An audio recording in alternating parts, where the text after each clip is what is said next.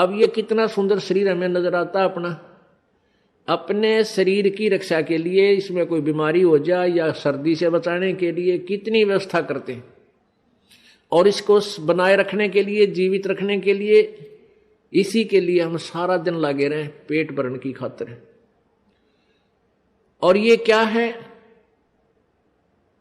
ये काल का सुनियोजित एक जाल है, षड्यंत्र है।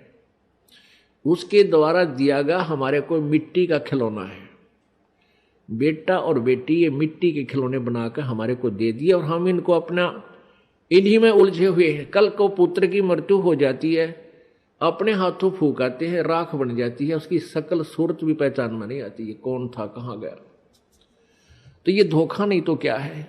ठीक है, पुत्र ना मरे, हम खुश रहते हैं, लेकिन ये हो रहा है, सबको मालूम है।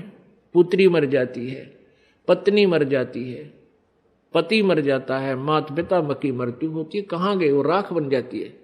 ये कैसा हमारे साथ धोखा किया इसने?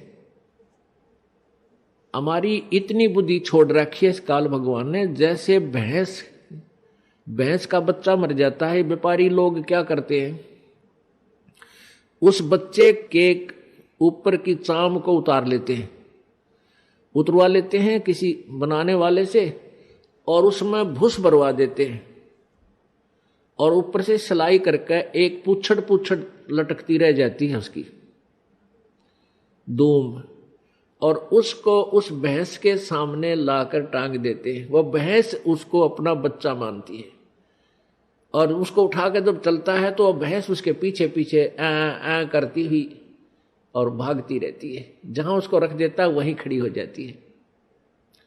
अब उसको ये नहीं पता इसमें क्या है, ये तेरा बच्चा नहीं है। इतनी बुद्धि हम सबकी यहाँ काल भगवान ने छोड़ रखी है, और हम इन नकली। और दूसरा कह रहा है कि बीड़ी तो छोड़ तुम, ये तो बैठे कैसे है, इतने लोग तो नमस्कार दें जहां भी जाते हैं रैली वाले, ये तो कोई और ही आत्मा आ रही है कहीं किसी देश से।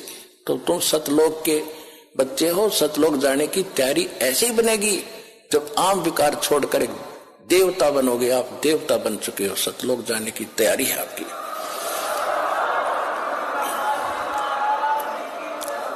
तो पुण्यात्माओं, हम पहला मंत्र देते हैं, वही परंपरा है।